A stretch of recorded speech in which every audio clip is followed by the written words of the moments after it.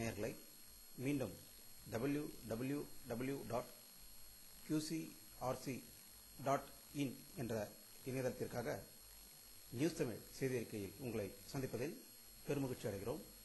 இன்று 5 ஜனவரி 2009க்கான முக்கிய செய்திகளை தற்போது பார்க்கலாம். இந்திய வெளியுறவுத்துறை அமைச்சர் திரு பிரணாப் முகர்ஜி அவர்கள் டெல்லியில் நிருபர்களிடம் பேசுகையில், மும்பை தீவிரவாத தாக்குதலில் தங்களுக்கு கிடைத்த அனைத்து ஆதாரங்களையும் பாகிஸ்தான், அமெரிக்கா மற்றும் உலக நாடுகள் அனைத்திற்கும் கொடுக்கப்பட்டிருப்பதாகவும், இதனால் தீவிரவாதத்தை கட்டுப்படுத்த வேண்டியது பாகிஸ்தான் தான் என்று அவர் கூறியிருக்கிறார். இது பற்றி நம்முடைய அரசியல் வல்லுநரிடம் கருத்து கேட்டபோது அவர்கள் கூறியது, சாட்சிகள் அனைத்தையும் பாகிஸ்தானிடமோ அமெரிக்காவிடமோ கொடுப்பதால் எந்த பயனும் இல்லை என்றும், கம்யூனிஸ்ட் கட்சிகள் கூறியது போல் ஐநாவில் சமர்ப்பித்தால் ஓரளவு நமக்கு நன்மை கிடைக்க வாய்ப்பு இருக்குது என்றும், இது எப்படி இருக்கிறது என்றால், தமிழகத்திலிருந்து சென்ற திரு கருணாநிதி அவர்கள், திரு ராமதாஸ் அவர்கள் டெல்லி சென்று பிரதமரை சந்தித்து இலங்கை பிரச்சினைக்கு தீர்வு காணப்பட வேண்டும் என்று சொல்லி இதுவரை எந்த நடவடிக்கை இல்லாத போல ஆகும் என்று கூறினார்கள். இந்தியா அமெரிக்காவிடம் 10,000 கோடி ரூபாய்க்கு ஆயுதம் வாங்குவதற்காக ஒப்பந்தம் கையெழுத்தானதாகவும், இந்த ஒப்பந்தத்தில் இந்திய பாதுகாப்புத்துறை இணைச் செயலர் பிரிதிவ் சதானும் போயிங் நிறுவன அமெரிக்க பிரிவின் தலைவருமான விவேக் லாலும் கடந்த 1ஆம் தேதி கையெழுத்திட்டதாக தற்போது தகவல்கள் வந்து கொண்டிருக்கின்றன.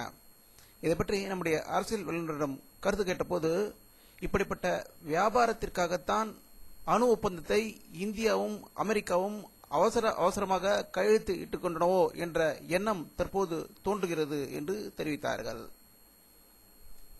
தமிழக சட்டப்பேரவை எதிர்க்கட்சி தலைவரும் அதிமுக பொதுச் செயலாளருமான செல்வி ஜெயலலிதா அவர்கள் கச்சத்தீவை மீட்க வழக்கு தொடர்ந்திருந்தார். இந்த வழக்கு உச்சநீதிமன்றம் தலைமை நீதிபதி KG பாலகிருஷ்ணன், நீதிபதிகள் மார்கண்ட கச்சு, சதாசிவம் ஆகியோர் கொண்ட நீதிமன்ற அமர்வு முன் இன்று விசாரணைக்கு வந்தது.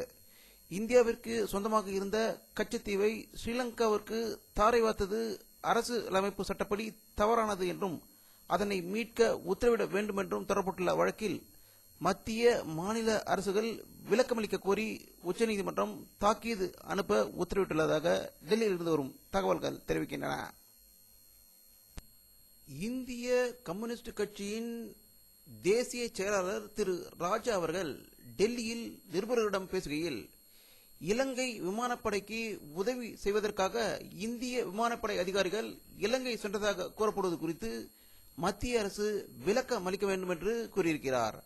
இலங்கை ராணுவத்துக்கு ஆயுத உதவி வழங்கியதன் மூலம் அங்குள்ள தமிழர்களுக்கு மத்திய அரசு ஏற்கனவே துரோகம் விளைத்துள்ளது என்று ஒரு மாபெரும் குற்றச்சாட்டை மத்திய அரசு மீது திணித்திருக்கிறார்.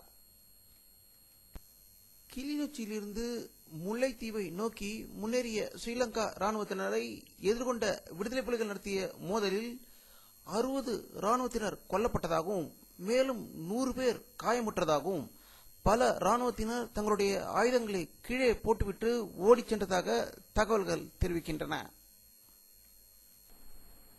இஸ்ரேல் தனது ராணுவ நடவடிக்கையை தொடர்ந்து வரும் நிலையில், இஸ்ரேல் படையினர் காசாவில் உள்ள பாலஸ்தீன தீவிரவாதிகளுடன் கடுமையாக சண்டையிட்டு வருவதாகவும், இதுவரை 500க்கும் மேற்பட்டோர் இதுவரை உயிரிழந்திருப்பதாக செய்திகள் வந்து கொண்டிருக்கின்றன. முன்னாள் ஜனாதிபதி திரு அப்துல் கலாம் அவர்கள் நேற்று டெல்லி ஆர்மியா மருத்துவமனையில் அனுமதிக்கப்பட்டிருந்தார். அவருக்கு சரும நோய் காரணமாக சிகிச்சை அளிக்கப்படுவதாகவும், அவரது உடலில் நலனிலும் நல்ல முன்னேற்றம் ஏற்பட்டுள்ளதாக அவருக்கு சிகிச்சை அளித்து வரும் டாக்டர்கள் தெரிவித்ததாக டெல்லியில் இருந்து வரும் தகவல்கள் தெரிவிக்கின்றன.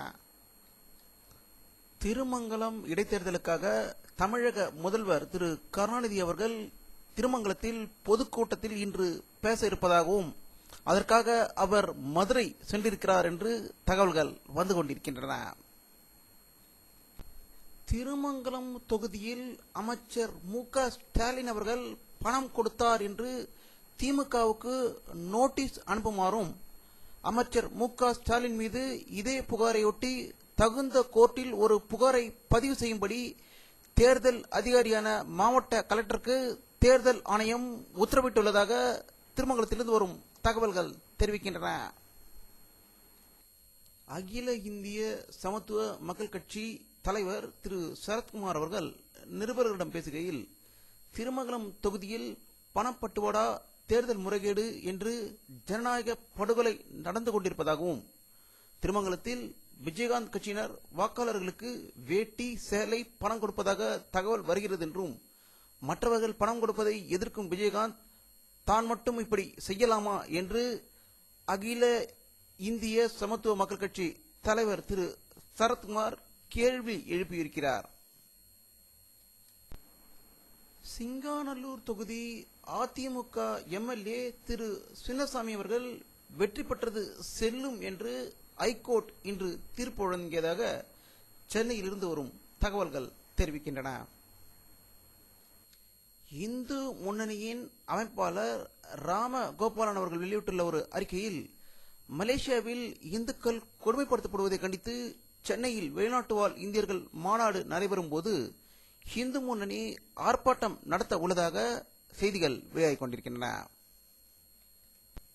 சைதாப்பேட்டையில் இரட்டை கொலையில் சம்பந்தமுடைய சங்கீதா ஐயங்கார் என்ற பெண் போலீஸ் வலைவீசி தேடிக்கொண்டிருப்பதாகவும், இவருக்கு 4 கணவர்கள் இருந்ததும் இப்போது திடுக்கிடும் தகவல்கள் வந்திருப்பதாக செய்திகள் வந்து கொண்டிருக்கின்றன.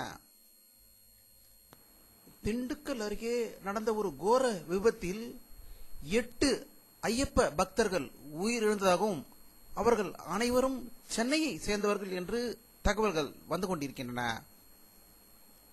பெங்களூரில் உள்ள 6 சாப்ட்வேர் நிறுவனங்களுக்கு வெடிகுண்டு மிரட்டல் வந்துள்ளதாகவும், இந்த 6 நிறுவனங்களுக்கும் 15க்கும் மேற்பட்ட மெயில்கள் வந்துள்ளன என்றும், மேலும் தொலைபேசியில் பேசிய ஒரு நபரும் இதையே சொல்லி மிரட்டி உள்ளதாகவும் பெங்களூரில் இருந்து வரும் தகவல்கள் தெரிவிக்கின்றன. வானிலை அறிக்கை. 5 ஜனவரி 2009 பிற்பகல் 1 மணி அளவில் எடுக்கப்பட்ட சேட்டலைட் புகைப்படத்தை தற்போது பார்த்துக் கொண்டிருக்கிறீர்கள். தமிழகத்தில் மேகமூட்டம் எதுவும் தெரியவில்லை. வங்கக்கடலில் ஒரு சில இடங்களில் மேகமூட்டமும், இந்திய பெருங்கடலில் மேகமூட்டம் இருப்பதை இந்த படத்தில் காணலாம். இத்துடன் இந்த செய்தி அறிக்கை நிறைவடைகிறது.